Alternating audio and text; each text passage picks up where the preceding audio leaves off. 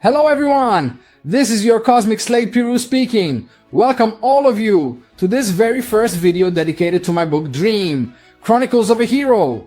Today I'm going to take you straight into the prologue of my story, a starting point that isn't just narrative, but also emotional and creative. From the very beginning, I wanted to give each character of the book a clear identity, not only through words, but also through their voice. Yes, because each of them, in the dialogues, will have their own distinct voice. This all starts with my character, who is of course the protagonist, and will share the same voice as the narrator. That's because this book is much more than just a story. It's a first-person chronicle. Everything that happens is seen through his eyes, shaped by his thoughts and his emotions. He's the one guiding you, telling the story, making you live every moment. And I'll tell you right away, he won't have my voice.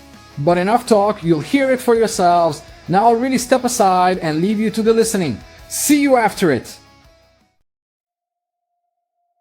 I didn't think that day would change anything. I had just set foot in the city of Metropolis. The sun in my eyes and a backpack on my shoulders when the sky cracked. There are moments like that. Moments that seem like nothing, yet shift the axis of an entire existence. You wake up in one world and, without realizing it, you find yourself in another. That's how my story began. Or at least, that's what I believed for a long time.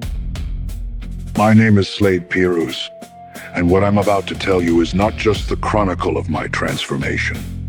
It is the journey of a man who had to choose whether to remain in the shadows or become something else.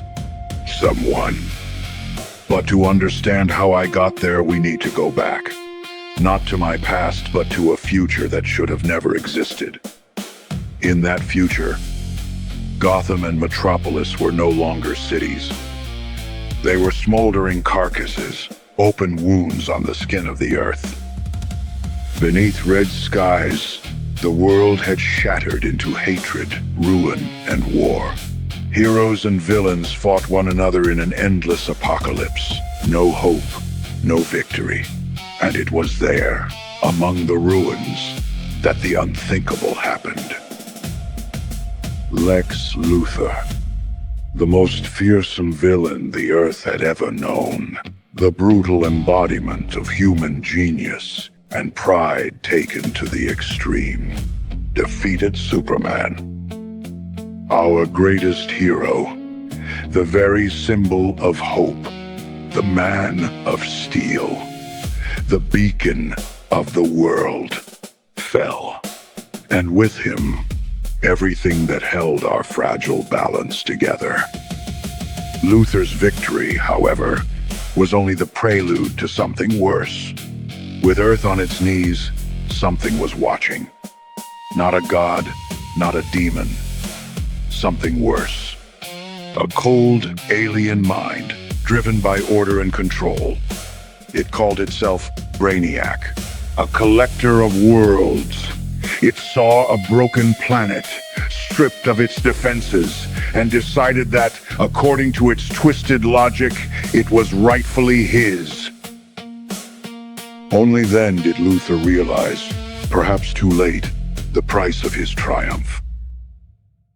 He had extinguished the one light that could have resisted, and opened the way for something no one could stop.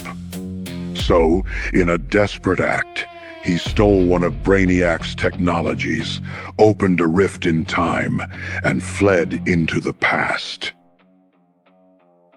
Into my present. At last, he released what he had stolen. A technology so advanced it seemed like magic. The exobytes. Micro-nanites, no larger than a small pill, capable of containing power itself. Superpowers, abilities, genetic traits. Each exobyte was a fragment of legend. When they came into contact with a human body, they didn't simply bond with DNA. They transformed it, The ordinary became extraordinary. Those who were no one could become anyone. Some awakened dormant talents. Others gained powers never even imagined in stories. And still others became something entirely new. Unstable combinations. Incredible. Dangerous. That technology was a weapon, yes, but also a spark. A chance to change the course of events. A hand reaching out against the invasion that was coming.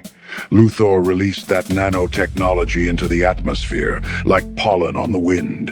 A desperate move. A gamble. But it worked. Within days, all across the world, people began to change. Speed, strength, magic, mutations. A new lineage was born. The exo-metahumans. Some became protectors. Others, predators. The line between good and evil grew thin. And in the middle of that chaos, there was me, just arrived in Metropolis. A nobody. Someone who still carried the scent of home, of Italy. Someone with dreams in his pocket and no idea what was waiting for him. An anomalous exobyte, unlike any other, found me. The contact felt like a fusion, followed only by a shiver and a searing pain throughout my entire body. I didn't understand what was happening at first, but inside me, something was moving. Something was changing, evolving. It was rewriting the rules of my biology, and perhaps even my identity. And it didn't go unnoticed. The brainiac of my present, drawn to the planet by the activation of his own future technology, descended upon Earth ahead of time. He found me. He captured me. He imprisoned me aboard his spaceship, frozen, studied as an anomaly. I wasn't a hero yet. I was just a mystery. But even there, in that artificial cold, something endured. A force, a will. And against all odds, I broke free. I shattered the chains. I destroyed what held me captive. And it was then, only then, that my journey truly began. A journey of desperate battles, of unexpected alliances, of time travel, of parallel worlds, to the farthest edges of the multiverse, and beyond. I wasn't born to be a hero, but destiny doesn't wait for you to be ready. And for the sake of everyone, I would have to become one. This is my origin. The spark that ignited the storm. But the real story begins now. Or at least in the next video dedicated to the book. In any case, let me know what you think with a comment down below, and remember to subscribe to my channel if you want to follow this narration step by step, as well as leave a like to support my work. And said all of this, see you in game, guys.